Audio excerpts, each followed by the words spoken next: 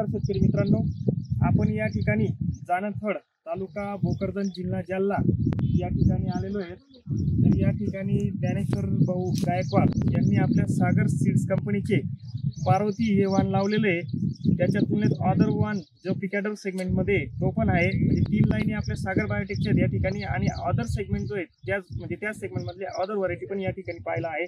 तर त्या 3 लाईनींमध्ये आणि अदर व्हरायटीमध्ये जमीन आसमानचा फरक या ठिकाणी आपल्याला पाहायला मिळालेला आहे। स्वतः शेतकरी मित्र याविषयी आपल्याला सांगतील। आपण थोडक्यात त्यांच्याकडून जाणून घेऊ की पार्वती जी आहे पिकॅडर सेगमेंट मधली, तर त्याच्याविषयी तो त्यांचा जो अनुभव आहे तो त्यांच्याकडून आपण थोडक्यात जाणून घेऊया। दादा नमस्कार। तुम्ही जी ही सागर बायोटेकची पार्वती लावलेली, तर तुम्हाला ही कशी वाटली? ही अदर व्हरायटीपेक्षा झाड पण खूप म्हणजे डेव्हलप झालेलं आहे आणि व्हायरस पण कमी आहे अदर व्हरायटीपेक्षा। हा, म्हणजे दादांचं म्हणणं असं आहे की जी कम्पेअरला लावलेली आहे आपण 3 लाईन आणि बाकीची, तर त्याच्यापेक्षा हिच्यावर व्हायरस पण कमी आहे आणि जे काही फळाची लेंथ वगैरे कशी वाटते तुम्हाला? फळाची साईज पण मोठी, म्हणजे लांबी जास्त आहे आणि वजन पण जास्त आहे। हा, म्हणजे वेट पण चांगला आहे त्या व्हरायटीपेक्षा, म्हणजे 100% उत्पादनात तुमचं तिच्यात आणि हिच्यात फरक आहेच।